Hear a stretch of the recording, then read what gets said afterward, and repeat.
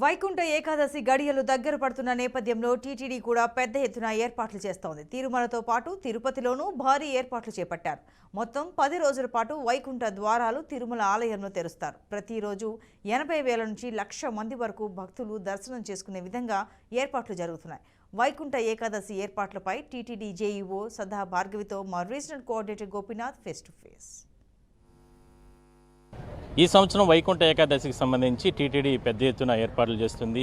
23, 24 వైకుంఠ ఏకాదశి ఇప్పటికే ఏర్పాట్లలో టీటీడీ నిమగ్నమైంది. అయితే తిరుపతిలో కూడా పెద్ద ఎత్తున ఏర్పాట్లు చేస్తున్న నేపథ్యంలో టీటీడీ జేఈఓ సదా భార్గవి గారు వచ్చి ఎక్కడెక్కడ ఏర్పాట్లు జరుగుతున్నాయి అంటే దానిపైన పరిశీలన చేస్తున్నారు. మేడం ఉన్నారు, మనతో మాట్లాడించే ప్రయత్నం చేద్దాం. మేడం చెప్పండి, ఈసారి సంబంధించి టీటీడీ ఏర్పాట్లు ఎట్లా ఉన్నాయి? వైకుంఠ ఏకాదశికి పెద్ద ఎత్తున భక్తులు వచ్చే అవకాశం ఉంటుంది కాబట్టి ఇప్పటికే 10 రోజుల పాటు కూడా వైకుంఠ ద్వారాలు తెరిచే ఉంచుతారు కాబట్టి ఎట్లా వీటిని కంట్రోల్ చేయబోతున్నారు? ఇక్కడ తిరుపతిలో ఎటువంటి ఏర్పాట్లు జరుగుతుంది? మొత్తం మీద ఇక్కడ ఒక 9 లొకేషన్స్లో ఒకటి రామచంద్ర పుష్కర్ని, అలాగే భూదేవి కాంప్లెక్స్, శ్రీనివాసం, విష్ణు నివాసం, ఇందిరా మైదానం, ఎంఆర్పల్లిలో ఒక స్కూలు, రామచంద్రపురంలో ఒక స్కూలు, అలాగే జీవకోనలో కూడా ఒక స్కూల్లో మనము ఈ ఏర్పాట్లన్నీ కూడా చేయడం జరుగుతుంది.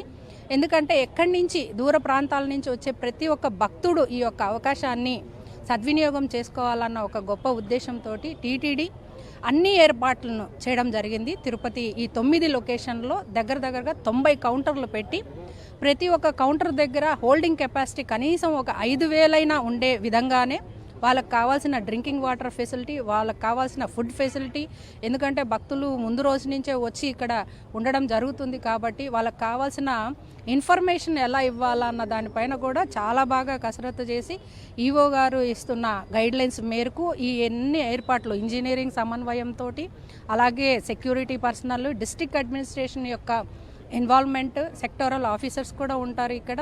తర్వాత పోలీస్ డిపార్ట్మెంట్ నుంచి కూడా చాలామంది వచ్చి ఈ యొక్క ప్రోగ్రాంలో పార్టిసిపేట్ చేసేది ఉంటుంది. ఎందుకంటే ఇది ఓన్లీ తిరుపతికి సంబంధించిన ఒక చిన్న ఇష్యూ కాదు కాబట్టి యావత్ కంట్రీ నుంచి వివిధ దేశాల వివిధ పార్ట్స్ ఆఫ్ ద కంట్రీ నుంచి వస్తారు కాబట్టి వాళ్ళందరినీ కూడా మనం సమన్వయం చేసుకొని వాళ్ళకు మంచి ఫెసిలిటీస్ ఇవ్వాలా. దానికి తోడు చలికాలం, సో ఎట్లా వీళ్ళని హోల్డింగ్ కెపాసిటీ పెట్టాలి, టాయిలెట్స్ ఎలా ఉండాలి, వీటన్నిటి మీద కూడా మైక్రో లెవెల్ రివ్యూస్ జరిగినాయి. దాని మేరకు ఈ ఫెసిలిటీస్ అన్నీ అరేంజ్ చేయడం జరిగింది.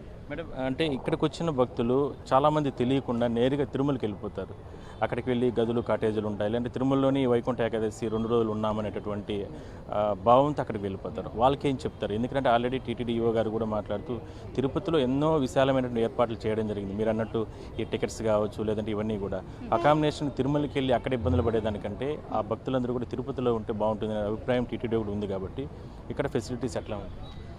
ఖచ్చితంగా దీని మీద అయితే మీరు అడిగిన ఈ ప్రశ్న యావత్ స్వామివారి భక్తులందరికీ కూడా తెలియజేయాల్సిన విషయం ఏంటంటే, టీటీడీకి ఉన్న లిమిటెడ్ అకామిడేషన్ తిరుమలలో ఏదైతే ఉందో ఒక్కసారిగా 1,00,000 మంది వస్తే మనం ఇవ్వలేని పరిస్థితులు ఉన్నాయి కాబట్టి ఈ టోకన్ విధానాన్ని అవలంబించుకోవడం జరిగింది. ఈ 10 రోజుల టోకన్ మనం కంటిన్యూస్గా ఇవ్వడం వల్ల భక్తులకు కూడా ఒక వెసులుబాటు అనేది ఉంటుంది. ఎట్లా, మనం ఈరోజు టికెట్ తీసుకొని ఈరోజు దర్శనం అయితే మనం పైకి వెళ్ళి అకామిడేషన్ తీసుకోవచ్చు. ఆ టికెట్ మీదే మనము మెన్షన్ చేస్తున్నాం 24 అవర్స్ మీరు ఈ టికెట్ తీసుకున్న తర్వాత, అంటే మీకు 23వ తారీఖు వచ్చిందంటే 22 మీకు అకామిడేషన్ దొరికే అవకాశం ఉంది అని మనం టికెట్ ద్వారానే వాళ్ళకి తెలియజేయడం జరుగుతుంది. సో ఇది భక్తులకు కూడా వెసులుబాటుగా ఉంటుంది, అట్లనే అకామిడేషన్కి కూడా మనకి చాలా వెసులుబాటుగా పైన కూడా ఉంటుంది. భక్తులే కాకుండా మనకు ప్రోటోకాల్ దర్శనం కూడా ఉంటుంది కాబట్టి ఆ టైంలో హెవీగా అకామిడేషన్ అనేది తిరుమల ఒక్కటే ప్రాబ్లము. ఇక్కడ కూడా వాళ్ళు ఎక్స్ప్లోర్ చేసుకోగలుగుతారు. లేదా టికెట్ తీసుకున్న వాళ్ళు దగ్గర ప్రాంతాల్లో ఉంటే వాళ్ళు వెళ్ళి మళ్ళీ రావడానికి కూడా అవకాశం ఉంటుంది అనే ఒక గొప్ప ఉద్దేశంతో ఈ ఎస్ఎస్డి టోకన్స్ పెట్టడం జరిగింది. కాబట్టి భక్తులందరికీ కూడా విజ్ఞప్తి, దీన్ని మీరు సద్వినియోగం చేసుకోండి. టికెట్ తీసుకున్న వెంటనే ఇతరాతర అకామిడేషన్స్ కూడా మనం ఎక్స్ప్లోర్ చేయొచ్చు. స్వామివారి దర్శనానికి వచ్చిన 24 గంటల ముందు మాత్రమే మనకు అకామిడేషన్ దొరుకుతుంది అన్నది మీ అందరికీ తెలియజేస్తుంది. తిరుపతిలో ఎంతమంది వరకు ప్రతిరోజు కూడా ఈ టికెట్స్ వాళ్ళకు ఇచ్చే అవకాశం అయితే ఉంటుంది? ఒక 25,000 నుంచి 40,000 ఇస్తారు. దీంట్లో కూడా మనము అక్కడక్కడ ఆబ్సెంటిజం ఉన్నా, ఇంకేదన్నా ఉన్నా ఈ 3 రోజుల తర్వాత, ఏకాదశి, ద్వాదశి తర్వాత ఇంకేదన్నా ఒక ఆబ్సెంటిజం ఉంటే అప్పుడప్పుడు సార్ డెసిషన్ తీసుకునేదానికి ఈవో గారు ఏమి చెప్తారో దాని మేరకు మళ్ళీ ఇష్యూవెన్స్ ఆఫ్ టికెట్స్ అనేది జరుగుతుంది. అవునమ్మా. మొత్తం మీద మనం చూడొచ్చు. అంటే ఇక్కడ తిరుపతిలో జరుగుతున్నటువంటి ఏదైతే వైకుంఠ ఏకాదశికి సంబంధించిన ఏర్పాట్లకు సంబంధించి టీటీడీ అధికారులు పూర్తి స్థాయిలో తనిఖీలు లేదంటే ఏర్పాట్లకు సంబంధించి సమీక్ష చేస్తున్నారు.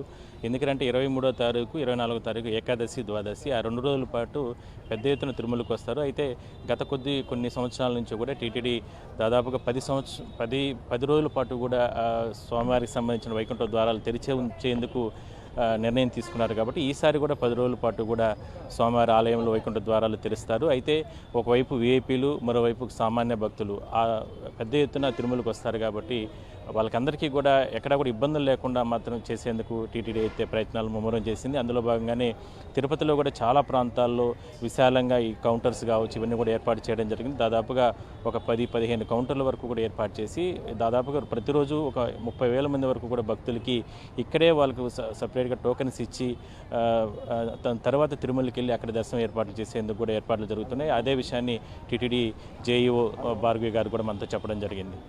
చూద్దాం మరి అతి తక్కువ సమయం ఉంది స్వామివారికి సంబంధించిన వైకుంఠ ఏకాదశి గడియలు ప్రారంభమవడానికి. మరి భక్తులు కూడా సిద్ధమవుతున్నారు పెద్ద సంఖ్యలో తిరుపతికి వచ్చి తిరుమలకి వెళ్లేందుకు. మరి టీటీడీ ఏర్పాట్లు కావచ్చు లేదంటే టీటీడీకి సంబంధించినటువంటి చర్యలు ఏ విధంగా ఉండబోతున్నాయో. వీడియో జర్నలిస్ట్ కూడా కలిసి గోపినాథ్, BRK న్యూస్, తిరుపతి నుంచి.